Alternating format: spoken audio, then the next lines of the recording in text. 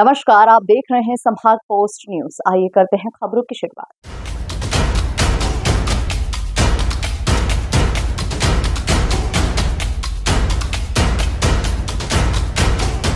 मध्य प्रदेश के जंगलों में हाथियों की बसाहट को लेकर मुख्यमंत्री डॉक्टर मोहन यादव ने कहा कि मध्य प्रदेश के लिए ये गौरव का विषय है कि हाथियों ने यहां बसेरा बनाया, जिसे लेकर पड़ोसी राज्यों के साथ तालमेल बैठाकर उनके लिए बेहतर वातावरण विकसित किया जाएगा।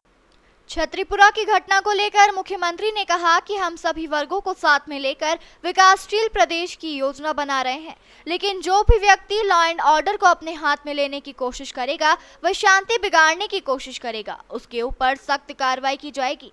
धार जिले के 4 बच्चों की गुजरात में कार में बंद होने से हुई मौत पर भी मुख्यमंत्री डॉक्टर मोहन यादव ने संवेदनाएं व्यक्त करते हुए कहा कि बड़ी दुखद घटना है, जिसमें उनके परिवार को 5 लाख रुपए की राहत राशि देने की बात कही। इसके साथ ही मुख्यमंत्री ने सभी लोगों से सावधानी बरतने की भी अपील की। उन्होंने कहा कि इलेक्ट्रॉनिक चीजों के फायदे तो है, पर उसके नुकसान भी है, इसलिए लापरवाही नहीं बरतनी चाहिए।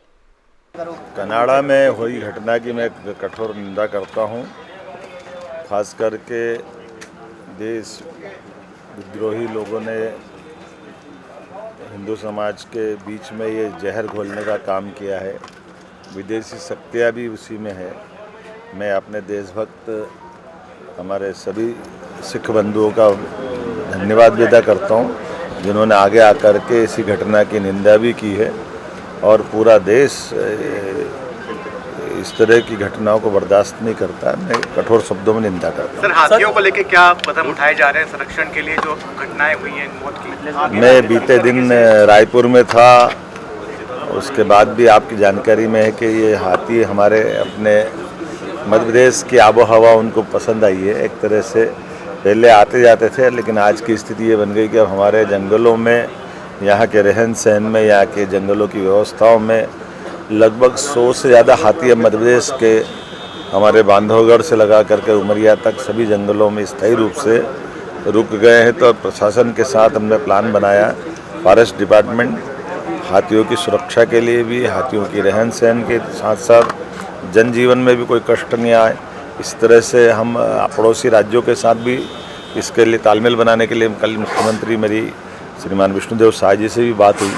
हमने निश्चय किया है कि वो अपने उनके यहाँ भी 300-400 हाथी पहले छत्तीसगढ़ मध्य प्रदेश में बरसों पुरानी कोई बात थी जब हाथी थे, लेकिन हाथी हमारे जंगलों में कभी रहते नहीं थे। लेकिन बदलते दौर में अब ये नया समय आया है, हमारे अपने इस स्टेट के लिए तो और गौरवशाली बात है जब हम वन विभाग के माध्यम से अपने यहाँ पहला देश का टाइगर स्टेट है, जहाँ सर्वाधिक टाइगर हमारे यहाँ है, लेपर्ड हमारे यहाँ है, चीता हमारे यहाँ है। ऐसे में हाथी भी हमारे यहाँ रहने लग रहे हैं, लेकिन इनकी दोनों तरह से जनहानि भी नहीं हो और पशु हानि भी नहीं हो। इसलिए हमारे प्रबंधन ऐसे रहेंगे कि आने वाले समय में जहाँ बड़ी संख्या में हाथी ऐसे कर्नाटक, असम, केरल, इन राज्यों में हमारे अधिकारियों को भी भेजेंगे। हाथी विशेषज्ञों की एक टीम भी बना रहे हैं। वैसे हाथी मित्र भी और बहुत सारे काम हम इस प्रकार से कदम उठा रहे हैं कि ये हमारे अगर स्थायी बसेरा बना रहे हैं तो ये जंगल की शोभा भी बनाए और अपनी मर्यादा में भी अपने अपने ढंग से सब जीवन यापन करें। सर, छतरीपुरा की घटना को लेकर क्या कहेंगे? जिस तरीके से कहा था, दोबारा दोहराता हूँ, मध्य प्रदेश में हम सभी धर्मों का सम्मान करते हैं, लेकिन कोई कानून और व्यवस्था की स्थिति हाथ में लेता है, सरकार इसको बर्दाश्त नहीं करती। इसलिए हमने दीपावली के दिन हिंदू समाज अगर पटाखे फोड़ता है तो कोई कैसे रोक सकता है, और अगर रोकेगा तो ये मध्य प्रदेश सरकार को बर्दाश्त भी नहीं है। मेरी अपनी ओर से पुनः आप सबके माध्यम से निवेदन करना चाहता हूँ कि हम सभी को साथ में लेकर विकास भी चाहते हैं, लेकिन ये विश्वास भी कायम रहता है कि कोई कानून हाथ में लेगा तो हम पीछे नहीं हटेंगे। कानून का शासन है, कानून के तरीके से चलेगा।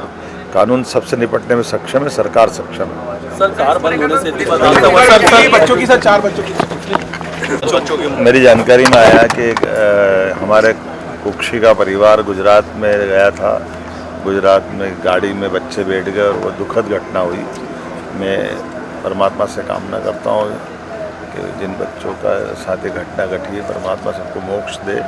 लेकिन ऐसी दुखद घटना में मध्य प्रदेश सरकार अपने मध्य प्रदेश वासी उस परिवार के साथ भी है, इसलिए हमने इस घटना के लिए तुरंत राहत राशि में 5 लाख रुपए की राशि भी दी है।